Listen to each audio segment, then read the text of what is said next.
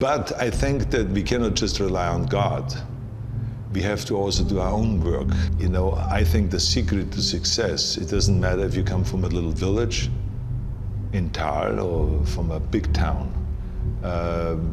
There's one thing that you have to do, and that is you have to first of all work your ass off. And number two, you have to have a very clear vision of where you want to go. You have to be brave. You have to be tough.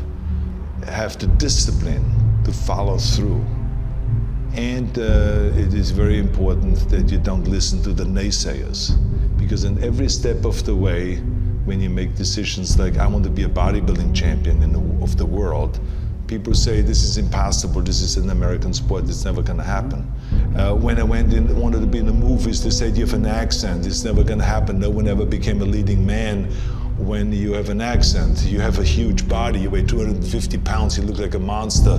It's all off. So the naysayers were always there, even in politics when they ran for governor. So I never listened to the naysayers because I believed what Nelson Mandela said, that you know, everything is always impossible until someone does it. Then all of a sudden say, oh yeah, that could be possible. So that was very important in order to be successful, to not listen to the naysayers.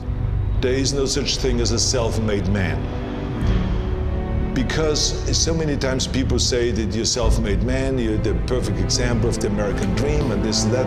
And these are all great compliments, but the reality is that, but don't ever call me self-made man. Because I would not be here if I wouldn't have had parents that were dedicated and gave us the love and the affection and the discipline and all of the stuff right from the beginning.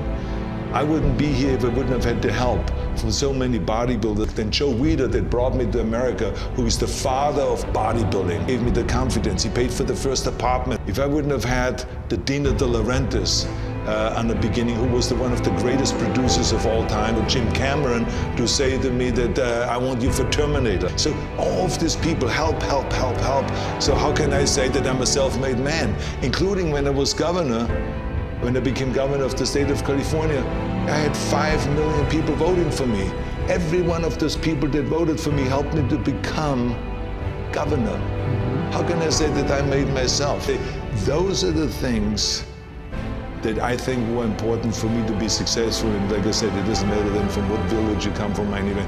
You have to recognize that, and those are kind of the elements that make one successful.